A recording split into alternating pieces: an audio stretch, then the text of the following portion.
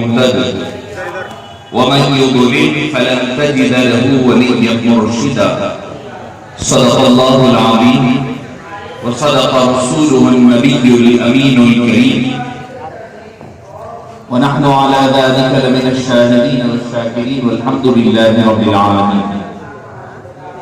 فقد قال الله تبارك وتعالى في شأن حبيبه وعظمته تعظيما وتكريما: إن الله وملائكته يصلون على النبي يا أيها الذين آمنوا صلوا عليه وسلموا تسليما. اللهم صل وسلم وزد وبارك على حبيبك سيدنا ونبينا ومولانا محمد وعلى آله وصحبه أفضل صلواتك وعدد معلوماتك وبارك وسلم صلاة وسلاما عليك يا سيدي يا رسول الله صلی اللہ تعالی علیہ وسلم. شہ نشین پر تشریف فرما تقدس ماں حضرت مولانا سید شاہ جمال الدین قادری صاحب مدت فیوزہ المعروف خالد پاشا صاحب اور دیگر زعماء کرام، محترم اور محتشم سامعین کرام،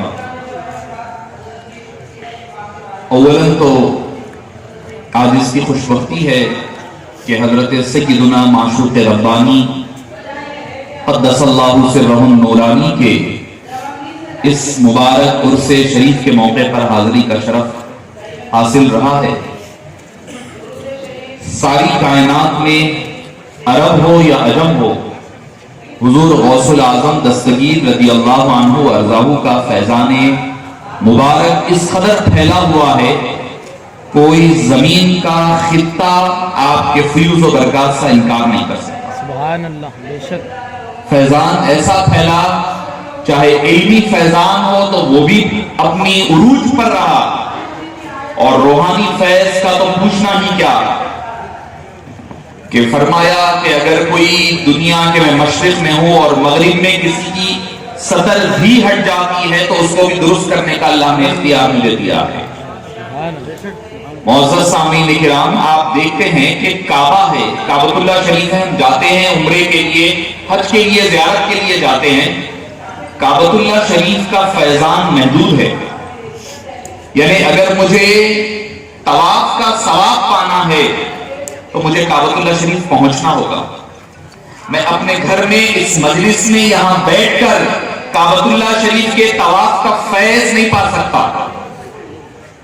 صحیح ہے نا؟ آپ حضرات کو پتا ہے کعبۃ اللہ شریف میں پہنچوں گا، کعبۃ اللہ شریف کا طواف ہوگا، تب جا کر کے مجھے کعبے کا فیض ملے گا.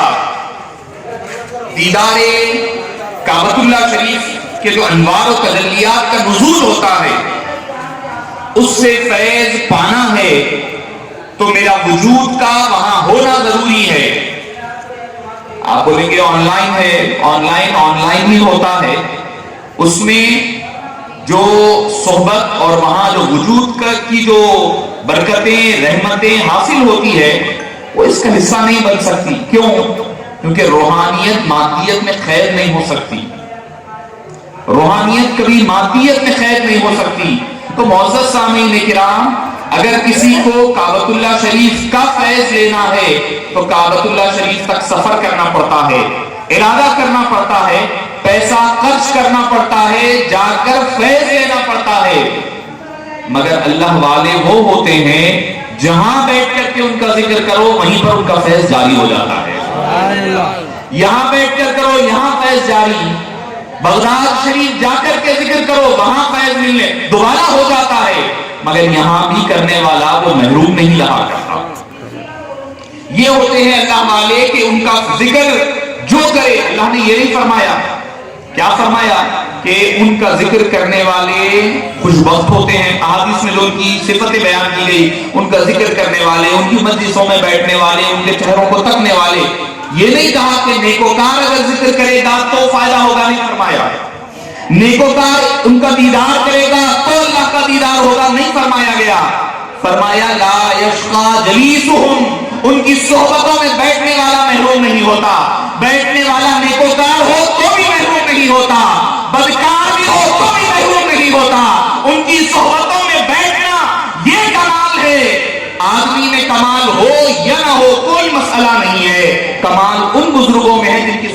میں بیٹھ جایا کرتا ہے. کمال ان میں ہے جن کا ذکر کر لیا کرتا ہے, ان کے ذکر کو اللہ تعالیٰ نے اپنے ذکر سے منسوخ فرما دیا ہے. معزز سامعین کرام, محبت کیا چیز ہوتی ہے؟ محبت کا جو ورڈ بنا ہے, لفظ بنا کس سے ہے؟ حب سے بنا ہے.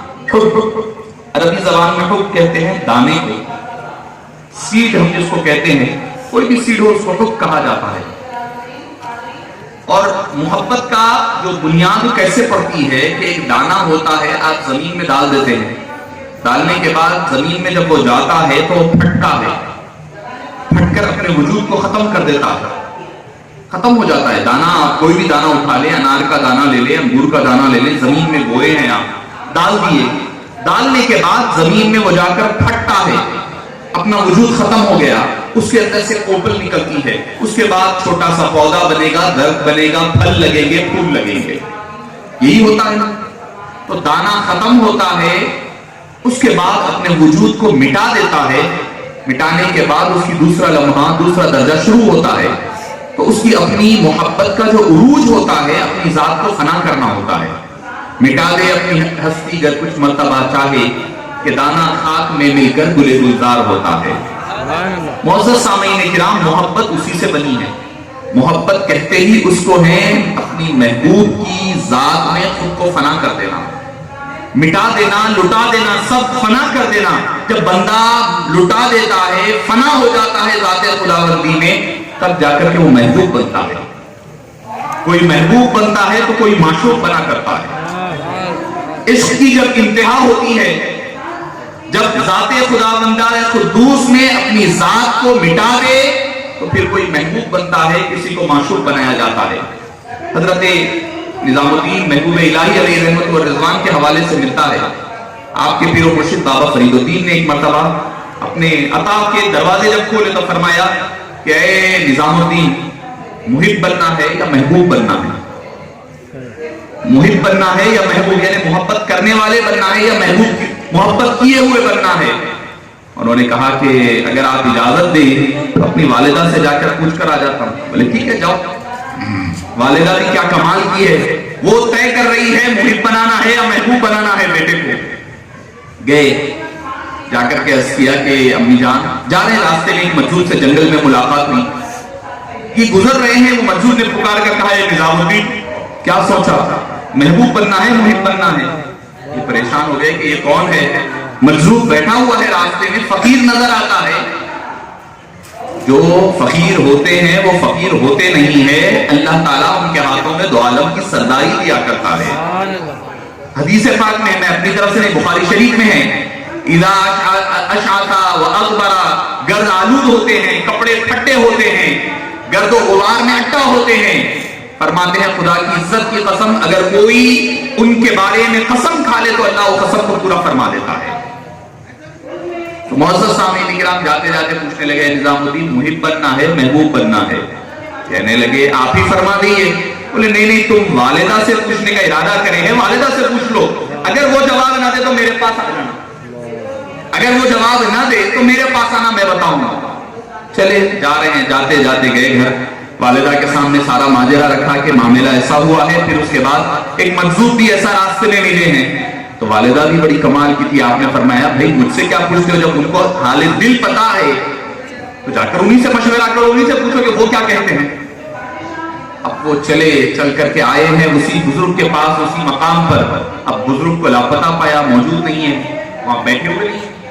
لوگوں سے پوچھا تو لوگوں نے کہا ارے وہ تو ایک مجذوب تھے, دیوانے تھے, وہ تو دنیا سے گزر گئے, کل ہی ان کا انتقال ہو گیا, دنیا سے پردہ کر لیے ہیں. تو کہنے لگے بندے کو اپنے کی خبر نہیں, مجھے محبوب و محب کا فیصلہ کرنے چلا تھا. اب سوچ میں کشمکش میں پوچھا کہ ان کی مزار کہاں ہے, قبر کہاں ہے؟ بولے کون خبر بناتا, وہ تو دیوانہ تھا, ہم نے کچرے کے ڈھیر پر ڈال دیا ہے, جا کر وہیں پر دیکھ لو. وہاں تشریف لے گئے, جب خیر کر کے مراقبہ کیا اور جب ان کے دربار میں کہا تو انہوں نے اپنے اللہ کے اذن سے اٹھ کر ٹھہرے اور کہنے لگے کیا ہوا نظام الدین؟ کہنے لگے آپ کو اپنی خبر نہیں تھی, آپ تو مجھے بلائے اور دنیا سے گزر گئے. فرمانے لگے وہ سب چھوڑو, محبت بننا, محبوب بنو. محب بنو گے تو ایسے ڈھیروں پر ڈال دیے جاؤ گے, محبوب بنو گے تو صبح قیامت تک تمہارے دربار پر میلے لگے رہیں گے. معزز سامعین کرام, اللہ جس کو پسند کر لیتا ہے نا, چن لیتا ہے. اور حدیث مسلم شریف کی حدیث پاک میں آتا ہے کہ جب اللہ تعالیٰ کسی بندے سے محبت فرماتے ہیں تو حضرت سیدنا جبریل امین کو بلا کر کہتے ہیں فلاں علاقے کے فلاں بندے سے میں محبت کرتا ہوں. اب آپ دیکھیے حضرت سیدنا معشوق ربانی رضی اللہ عنہ وقدس اللہ سرہ العزیز کی دنیا سے پردہ فرما کر کے 450 بلکہ 467 ایئرز گزر چکے ہیں. نہ آپ میں سے کسی نے ملا ہے, نہ آپ کا خاندانی تعلق ہے. اگر میں پلٹ کر کے پوچھوں کہ بھئی آپ کے نانا کے والدہ کا نام کیا تھا, آپ کو نہیں پتا ہوگا, الا ماشاءاللہ, الا ماشاءاللہ. آپ کے دادا کے والدہ کا نام کیا تھا, ان کو نہیں پتا ہوگا, الا ماشاءاللہ. اگر جو ہے جن کے سلاسل ہوتے ہیں ان کو پتا ہوتا ہے. مگر عمومی بات کہہ رہا ہوں میں کہ اگر میں آپ کو پوچھوں کہ بھئی آپ کے والد کی پھوپھی کا نام کیا تھا, نہیں پتا ہوگا. بھئی اپنا خاندان جو 100 سال کے اندر کا ہے, آپ کو 100 سال کے اندر کی چیزوں کا پتا نہیں ہے. مگر حضرت دنیا سے پردہ فرما کر 400 سال 450 سال ہو چکے ہیں, مگر اس کے باوجود حضرت کی تاریخوں میں مثال کا عرس کا دن بھی پتا ہے, ولادت کا دن بھی پتا ہے, کیسے حیدرآباد یہاں پر تلنگانہ ورنگل شریف تشریف لائے اس کا پتا ہے, آپ کا سفر کیسے کیسے ہوا وہ پتا ہے, آپ کے فیوز کے کیسے دریا بہے ہیں یہ سب پتا ہے. یہ آپ کو کیسے پتا چلے؟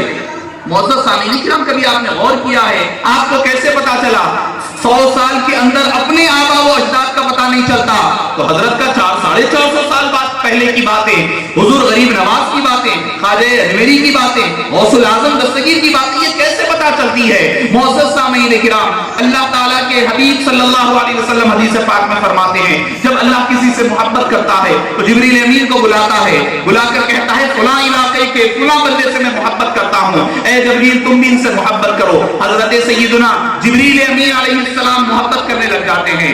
پھر وہ ملائے اعلیٰ کے فرشتوں میں یہ اعلان کر دیتے ہیں فلاں علاقے کے اس بندے خاص سے اللہ محبت کرتا ہے, اے ملائکہ تم بھی محبت کرنے لگو. ابھی دنیا میں محبت کا چرچا نہیں ہوا, ان کی محبتیں دنیا میں عام نہیں ہوئی, آسمان دنیا میں پہلے ان کی محبتوں کا چرچا ہوتا ہے, پھر اس کے بعد زمین کے ملائکہ تک اس کی بات پہنچتی ہے, زمین کے ملائکہ ان سے محبت کرتے ہیں. وہ زمین کے ملائکہ مومنین کے قلوب میں ان اللہ والوں کی محبتوں کو ڈال دیتے ہیں, تب جا کر کے آپ ان سے محبت کیا کرتے ہیں. آپ کی محبت اپنی طرف سے نہیں ہوتی, یہ اللہ عز و جل ملائکہ کرام کا انتخاب ہوتا ہے, آپ کے دلوں کو ان کی محبتوں کے لیے چن لیا کرتا ہے.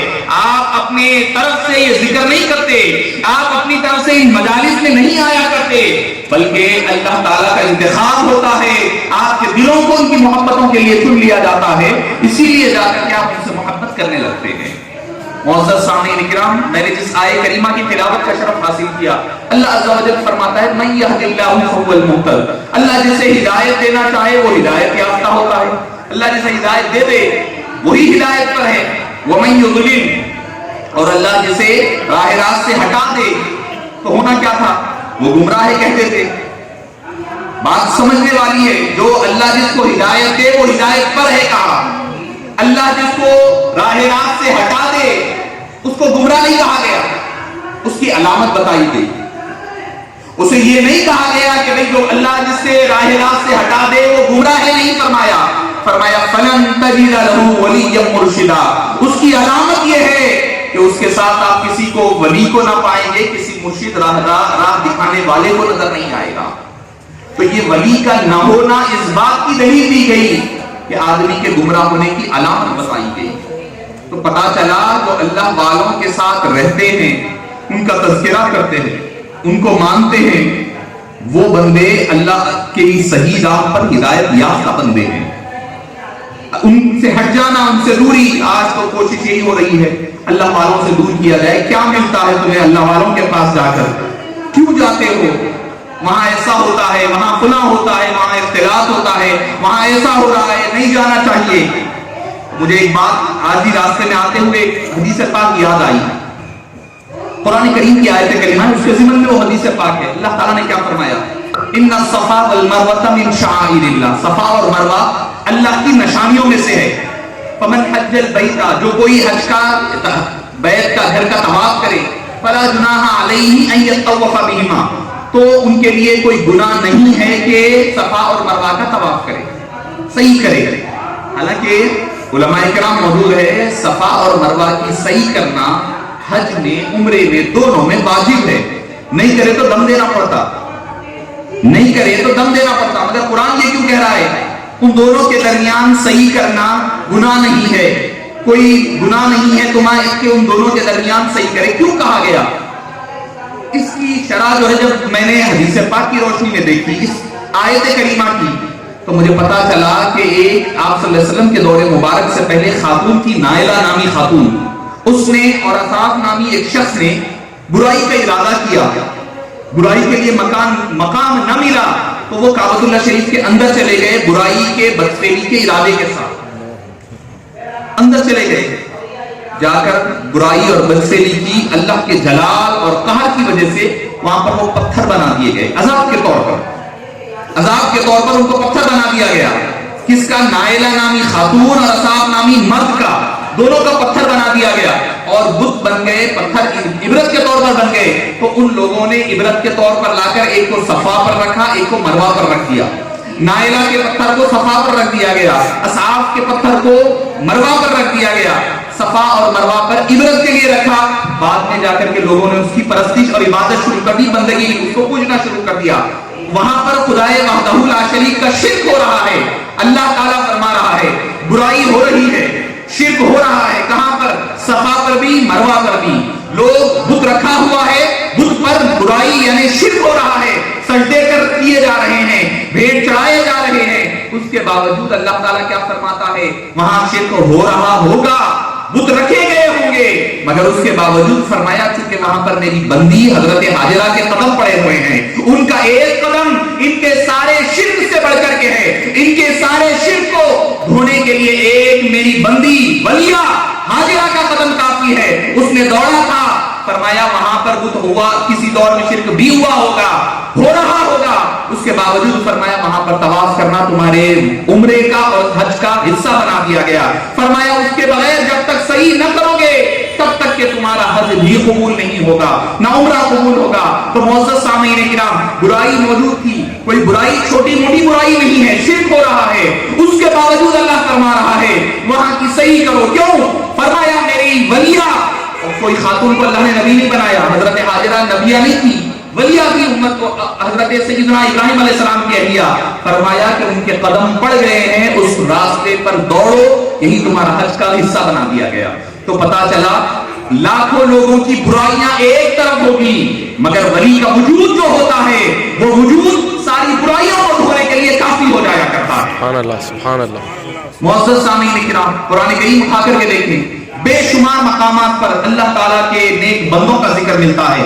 حضرت سلیمان علیہ السلام، سورہ نمل اٹھا کر کے پڑھیں، حضرت سلیمان فرمانے لگے قال یا ایھا الملأ ایکم یأتینی بعرشها قبل ان یأتونی مسلمین، فرمانے لگے کہ اپنے دربار میں بیٹھے ہوئے ہیں، کہاں؟ فلسطین میں، بیت المقدس فلسطین میں بیٹھے ہوئے ہیں، بیٹھے بیٹھے اپنے ساتھیوں سے کہا یا ایھا الملأ، اے میرے ساتھیوں، ایکم یأتینی، کون ہے جو لے آئے گا میرے پاس، بعرشها، بلقیس کا تخت، قبل ان یأتونی مسلمین، قبل اس کے کہ وہ مسلمان ہو کر میرے پاس آئے۔ قرآن کریم کی سورہ نمل کی آیت کریمہ ہے۔ اب جو لوگ کہتے ہیں بھئی اللہ کو چھوڑ کر کسی اور سے مدد مانگنا شرک ہے، یہی بولتے ہیں نا، کیوں جا رہے ہیں معشوق ربانی رحمت اللہ علیہ کے بارگاہ پر، کیوں جاتے ہو فلاں بارگاہ پر، اللہ سے مانگو کہ اللہ دینے کے لیے کافی نہیں ہے کیا؟ قرآن کی 4 آیتیں آپ کے سامنے پیش کرتے ہیں، یہ آیت میں اللہ نے یہ فرمایا، یہ آیت میں اللہ نے یہ فرمایا، یہی تو آپ کو تاثرات دیا جا رہا ہے، دین کا تصور یہی پیش کیا جا رہا ہے۔ معزز سامعین کرام، میں قرآن کی آیت کہہ رہا ہوں، کوئی حدیث بولوں گا تو آپ بولیں گے، دوسرے لوگ بولیں گے ضعیف ہے، فلاں ہے، فلاں ہے، میں قرآن کریم کی آیت پیش کر رہا ہوں۔ حضرت سلیمان کیا فرما رہے ہیں؟ یا ایھا الملأ، اے میرے ساتھیوں، ایکم یأتینی بعرشها، کون ہے جو لے کر آئے میرے پاس؟ بھئی حضرت سلیمان اللہ سے کیوں نہیں کہے؟ سوچنے والی بات ہے، حضرت سلیمان علیہ السلام اللہ سے کیوں نہیں فرمایا؟ اللہ نے جو تخلا کر کے دیتے، بھئی اللہ تعالیٰ انبیاء کرام کی بات نہیں سنتا ہے، نعوذ باللہ من ذالک، انبیاء کی کوئی دعا نہیں ہوتی۔ حضرت سلیمان اللہ کو نہیں فرما رہے ہیں اے اللہ ملکہ بلقیس کا تخت لا کر کے رکھ دے، نہیں فرمایا۔ قرآن کہہ رہا ہے یا ایھا الملأ، میرے، اور ملا کہتے ہیں عربی زبان میں وہ جو صحبت میں بیٹھنے والا ہو، صحبتوں میں بیٹھنے والوں کی طاقت کا یہ عالم ہے، تو جس کی صحبت میں بیٹھ رہے ہیں اس کی طاقت کا عالم کیا ہوگا؟ سبحان اللہ سبحان اللہ. یا ایھا الملأ ایکم یأتینی، اب شرک نہیں ہوا یہاں پر، ان کے مطابق غیر اللہ سے مدد مانگی جا رہی ہے. اے میرے ساتھیوں کون ہے جو لے کر آئے ملکہ بلقیس کا تخت میرے پاس؟ اچھا یہ بھی سب کو پتا ہے، اہل علم حضرات سب کو پتا ہے، حضرت سلیمان علیہ السلام کو اللہ نے ہوا پر بھی اختیار دیا تھا، پرندوں پر اختیار، زمین کے دوسرے نباتات پر اختیار، جنات پر اختیار، ہر ایک پر اختیار اللہ نے ایسی طاقت عطا فرمائی. آپ ہوا کو کہتے ہیں ہوا جا جا کر کے لے کر آپ کہتے تھے، پر میں نہیں. پتا کیا چلا؟ یہ عقیدہ رکھتے ہوئے دینے والا اللہ ہے، دوسروں سے مدد مانگنا مدد لینا یہ عقیدہ توحید ہی کا حصہ ہے. سبحان اللہ. تو غلط غیر عقیدہ نہیں ہے. قرآن کہہ رہا ہے، قرآن ہمیں دعا سکھا رہا ہے کیا؟ وَجْعَلْ لَنَا مِن لَدُنْكَ سُلْطَانًا نَصِيرًا، اے اللہ تیرے علاوہ وَجْعَلْ لَنَا مِن لَدُنْكَ، تجھے چھوڑ کر ہمارے لیے بنا دے سلطانًا نصیرا، کوئی طاقتور مدد کرنے والا. قرآن سکھا رہا ہے. اب قرآن کی سننا نہیں، ان کی سننا اب سمجھ میں نہیں آ رہا. قرآن ہمیں جو سکھا رہا ہے وہ یہ ہے. اب یہ بول رہے ہیں نہیں کرنا، قرآن کی سنیں گے یا آپ ان کی سنیں گے؟ معزز سامعین کرام، حضرت سلیمان علیہ السلام فرما رہے ہیں میرے پاس کون ہے جو تخت لے کر کے آئے گا؟ تو پتہ یہ چلا کہ غیر اللہ سے مدد مانگنا انبیاء کرام کی سنت ہے. قرآن کریم کی روح سے کہہ رہا ہوں، ایکم یأتینی بعرشہا قبل ان یأتونی مسلمین، کون ہے جو لے کر کے آئے اس کے آنے سے پہلے؟ تو اس کے بعد کیا ہوا؟ ایک جن اٹھا، قال عفریت من الجن، جن میں کا ایک عفریت. عفریت کہتے ہیں بڑا سرکش، بڑا طاقتور اور سرکش نکلا ہوا. تو لوگ پریشان رہتے ہیں، بھائی جن جو ہے حضرت کو پریشان کر دیا، جو موکل ستا رہا کر پریشان رہتے. مگر آپ دیکھیں گے گھوڑا اس کے اندر میں مضبوطی سے بیٹھتا، ٹھہرتا، چلتا تو صحیح کو شہسوار ہوتا ہے. گھوڑا چلانا جس کو آتا، گھوڑا اس کے سامنے نرم رہتا، نیاز والے کو پلٹیاں دیتا ہوں، اچھال دیتا. جس کو معلوم ہے گھوڑے کو کیسا قبضے میں کرنا ہے، بیٹھتے ہی سمجھ جاتا ہوں ارے نہیں یہ عام آدمی نہیں ہے، یہ کام کا آدمی ہے، اس کو نہیں ستا سکتے، انہیں ہمارے کو اندر کر دیتا. لہذا انہیں سیدھا شرافت سے چلتا. تو لہذا سرکش کتنے بھی کیوں نہ رہے، جب اللہ والے ہوتے ہیں تو ان کے پاس وہ سرکش بھی ادب کے ساتھ بیٹھا کرتے ہیں. ان کو پتا ہوتا ہے کہ کس کے پاس صحیح رہنا، کس کے پاس ستانا ہے. تو ایک عفریت اٹھا کر کہنے لگا، بڑا سرکش جن کہنے لگا کہ انا آتی کا بھی قبل ان تقوم من مقامی، کہ آپ کے اٹھنے سے پہلے لے کر آ سکتا ہوں. میں کہاں سے؟ یمن سے. تقریباً 1500 کلومیٹر کا فاصلہ ہے، تقریباً فلسطین میں حضرت سلیمان علیہ السلام ہے، یمن میں ملکہ بلقیس سبا کا تخت وہاں پر ہے. اتنا فاصلہ مکمل کرنا ہے. عفریت جن، سرکش جن، طاقتور ترین جن ہے، کہنے لگا آپ کے اٹھنے سے پہلے لے کر آ سکتا ہوں. بولے نہیں یہ بہت لیٹ ہو جاتا، میرے کو اور جلدی چاہیے. قال الذي عنده علم من الكتاب، وہ آدمی جس کے پاس تھوڑا علم تھا. تنوین جو ہے تقلیل کے لیے آتی ہے، قلیل من الكتاب، علم من الكتاب، تھوڑا سا علم تھا. اس نے کہا نا آتی کا بھی قبل ان یرتد الیک طرفک، آپ کی نظر جھپکنے سے پہلے، اٹھ کر لوٹنے سے پہلے لے کر آ سکتا ہوں. آپ بولے لے آؤ. وہ لے آیا. کہنے لگے ھذا من فضل ربی، یہ میرے رب کا فضل ہے. اس میں آپ غور فرمائیے، صوفیاء کرام فرماتے ہیں اس میں یہ کیوں کہا گیا ان یرتد الیک طرفک، کہ نظر پھرنے سے پہلے لے آتا ہوں. تو پتا کیا چلا؟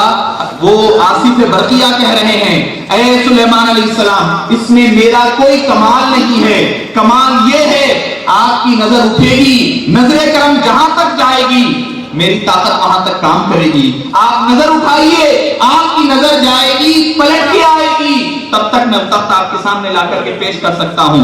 लाने में मेरा कमाल नहीं है, आपकी नजर करम का कमाल है। आपकी नजर उठेगी जब तक के तरफ नजर पलटेगी आपके सामने मैं ला करके पेश कर दूंगा। तो मुअज़्ज़ज़ सामीन किराम, अल्लाह वाले वो होते हैं जिनको अल्लाह जमीनों पर भी ताकत देता है, आसमानों पर भी कुदरत अता फरमाता है। अल्लाह ताला अपनी तकदीर का हिस्सा बना करके रखता है और उनको वो इख्तियार देता है जो आम आदमी समझ नहीं पाता। जिसको थोड़ा इल्म दिया गया, वो भी कौन सा, हजरत सुलेमान अलैहिस्सलाम के दौर के एक वली का आलम ये है। तो इस हबीब पाक सल्लल्लाहु अलैहि वसल्लम के दौर मुबारक के औलिया किराम का आलम क्या होगा, उनके करामात और ताकतों का आलम क्या होगा, अरे उनके तज़किरे करने से क्या होगा। आप खुद अंदाज़ा लगाइए, उनके तज़किरे तो दूर की बात है, उनके दर पर पड़े हुए कुत्तों का भी जिक्र करो तो सवाब मिलता है। वाह वाह सुभान अल्लाह। उनके दर पर पड़े हुए, आप कहेंगे अकीदत में मुझसे बोल दे रहे हैं, अकीदत में नहीं बोल रहा हूं मुअज़्ज़ज़ सामीन किराम, हकीकत है। कुरान करीम आप पढ़ते हैं, सूरह कहफ पढ़ते हैं, तो और एक बात क्या पता चली, अल्लाह को औलिया किराम ही पसंद नहीं है। अगर वो पहाड़ों पर चले जाए तो वो पहाड़ भी पसंद है, वो पहाड़ों पर चले जाए तो पहाड़ भी पसंद है, वो गारों में चले जाए तो गार भी पसंद है। अल्लाह ताला को गारों का भी जिक्र मिलता है, पहाड़ों का भी जिक्र कुरान करीम में मिलता है। उनके उठने बैठने चलने फिरने की हर अदा को अल्लाह ताला कुरान में बयान फरमाता है। फरमाया कि उनके दर पर चल रहे हैं, उनके साथ साथ उनका कुत्ता जा रहा है। जहां औलियाए हजरत ईसा अलैहिस्सलाम का जिक्र होता है, यानी असहाब कहफ का जिक्र होता है, उनके साथ उनके दर पर पड़े हुए कुत्ते का जिक्र मिलता है। कुत्ता नापाक है, नजीस है, जो लग जाए, उसके मुंह का थूक लग जाए तो आदमी का जिस्म नापाक हो जाए, मगर अल्लाह वालों के दरबार में पहुंच जाए तो उसकी वो नापाकी को भी वो दूर फरमा देते हैं, उसको वो मकाम अता फरमा देते हैं। मुअज़्ज़ज़ सामीन किराम, उसके बैठने के अंदाज का जिक्र कुरान फरमाता है, वकल्बुहुम बासितुन ज़िराइही बिलवसील, और उनका कुत्ता उनकी चौखट पर हाथ फैलाए पड़ा हुआ है। बतलाया जा रहा है औलियाए किराम के दरबारों में आने का तरीका क्या है। अकड़ते हुए मत आओ, दंदनाते हुए मत आओ, अपने इल्म की माल के गुरूर और तकब्बुर की बुनियाद पर मत आओ। जब आओ तो आजिज़ी इंकिसारी के साथ आओ, हाथ फैलाए हुए आओ, दामन में अपनी रहमतें और बरकतें समेटते हुए चले जाओ। अब इस पर अपनी गुफ्तगू को खत्म कर देता हूं मैं। वकल्बुहुम बासितुन ज़िराइही बिलवसील, कहा वकल्बुहुम, और उनका कुत्ता, वाव काफ लाम बा हा मीम, 6 हुरूफ है। वकल्बुहुम, और उनका कुत्ता, 6 हुरूफ है। इसमें कोई ना तौहीद की बात है, ना नमाज का जिक्र है, ना रोजे का जिक्र है, ना हज का जिक्र है, ना ज़कात का जिक्र है, ना तबलीगों का जिक्र है, कोई चीज का जिक्र नहीं है। किस चीज का? वकल्बुहुम, और उनका कुत्ता, बस। वाव काफ लाम बा हा मीम, 6 हुरूफ है। वकल्बुहुम, और असहाबे कहफ का कुत्ता, बस खत्म। आप अगर खाली वकल्बुहुम कह दे तो आपके अकाउंट में 60 नेकियां आ गई। आप बोलेंगे ये कैसा? हदीस पाक में है, हबीब पाक से आका नामदार सल्लल्लाहु अलैहि वसल्लम ने फरमाया, मन क़रअ हरफन फलहु अशरु हसनात, जो कोई एक हर्फ कुरान करीम की तिलावत करता है, पढ़ता है, उसको 10 नेकियां मिलती है। वाऊ अगर कोई कहा तो 10 नेकियां, काफ कहा 10 नेकियां। अब मैं और तफसील में नहीं जाऊंगा। काफ है तो फिर उसके अंदर 3 हुरूफ है, काफ अलिफ फा, काफ। लाम है, लाम में फिर 3 हुरूफ है, लाम अलिफ मीम, बा हा मीम। अगर मैं अलग अलग एनालाइज करूंगा तो और डिटेल से हो जाएगी। सिर्फ वाव काफ लाम बा हा मीम, और उनका कुत्ता, खाली उनके कुत्ते का जिक्र किया मैं तो 60 नेकियां मेरे अकाउंट में आ गई। हबीब पाक ने फरमाया, ये मत समझो अलिफ लाम मीम एक हर्फ है, अलिफ अलग हर्फ है, लाम अलग हर्फ है, मीम अलग हर्फ है। तो मुअज़्ज़ज़ सामीन किराम, अल्लाह वाले कितने मुतबर्रिक शख्सियतें होती है, उनका जिक्र तो दूर की बात है, उन पे दर पर पड़े हुए कुत्तों का भी जिक्र हो जाए तो हमें नेकियां देते हैं। जब उनका जिक्र करोगे तो उसका आलम क्या होगा, उनकी तालीमात पर अमल पैरा होंगे तो उसका मामला क्या होगा, उसकी बरकतें रहमतों का आलम क्या होगा। तो मुअज़्ज़ज़ सामीन किराम, आज आप हजरत सैयदना माशूक़ रब्बानी रज़ी अल्लाहु अन्हु अर्ज़ाहु की बारगाह मुबारका में बैठे हैं, आपका तज़किरा सुन रहे हैं। यकीन जानिए कि हो सकता है कि दुनिया के दूसरे सारे औकात बेकारी के कामों में गुजरेंगे, मगर ये वो वक्त होता है जिस पर उनका तज़किरा करना, उनकी महफिल में बैठना, हमारा नाम उनके चाहने वालों में लिख दिया जाता है। आखिरी मुस्लिम शरीफ की हदीस पाक हजरत सैयदना अनस बिन मालिक रज़ी अल्लाहु अन्हु से मरवी है, वो फरमाते हैं, फमा फरकना بعد الاسلامی اشد فرحا، ہم اسلام لانے کے بعد اتنا خوش کبھی نہیں ہوئے، علی قول نبی صلی اللہ علیہ وسلم، اس آپ صلی اللہ علیہ وسلم کے قول مبارک پر ہوئے۔ وہ قول مبارک کیا تھا؟ فرماتے ہیں المرء مع من احببت، آدمی اس کے ساتھ ہوگا جس سے وہ محبت کرے گا، تم جس سے محبت کرو گے اس کے ساتھ رہو گے۔ حضرت انس فرماتے ہیں کہ میرے اعمال تو اچھے نہیں ہیں، میرے اعمال تو برے ہیں، انی احب اللہ ورسولہ وابا بکر وعمر، فرماتے ہیں میں اللہ سے، اللہ کے حبیب سے محبت کرتا ہوں، شیخ حضرت ابو بکر و عمر رضی اللہ عنہما سے محبت کرتا ہوں، اور میرے اعمال ان کے اعمال کی طرح نہیں ہے، مگر اس قول مبارک پر مجھے یقین ہے کہ کل قیامت کے دن اللہ تعالیٰ میرا شمار ان لوگوں میں فرمائے گا۔ معزز سامعین کرام، ہم برے ہیں یہ نہیں دیکھا جائے گا، یہ دیکھا جائے گا کس کے ساتھ ہے، وہ دیکھا جائے گا۔ آپ چاول خرید کر لاتے ہیں، چاول میں کچھ مٹی کے کنکر کے دانے آ جاتے ہیں، تو چاول کا جو ریٹ ہوتا ہے کنکروں کا بھی وہی ریٹ ہوتا ہے، کنکروں کا بھی وہی ریٹ ہوتا ہے جو چاول کا ریٹ ہوگا۔ آپ چاول سے کنکر الگ کرو، کوئی نہیں پوچھتا پلٹ کے، جب تک وہ چاول کے ساتھ ہے چاول کا ریٹ 100 روپے 200 روپے ہوگا، تو کنکر کا بھی وہی ریٹ رہے گا۔ جب چاولوں سے وہ جدا ہو جائیں گے اس کی کوئی قیمت نہ ہوگی۔ جب تک بکے نہ تھے کوئی پوچھتا نہ تھا، تم نے خرید کر ہمیں انمول کر دیا۔ میں تمامی حضرات کو اس حضرت سیدنا معشوق ربانی رضی اللہ عنہ وارضاہ کی عرس شریف کی مبارکباد پیش کرتا ہوں، اور تمامی منتظمین اور سجادہ صاحب قبلہ کا ممنون اور مشکور ہوں۔ اسی کے ساتھ اپنی ان چند کلمات کا اختتام کرتا ہوں۔ وصلی اللہ تعالی وسلم علی خیر خلقہ ونور عرشہ سیدنا و نبینا و مولانا محمد وعلی آلہ وصحبہ اجمعین والحمد للہ رب العالمین۔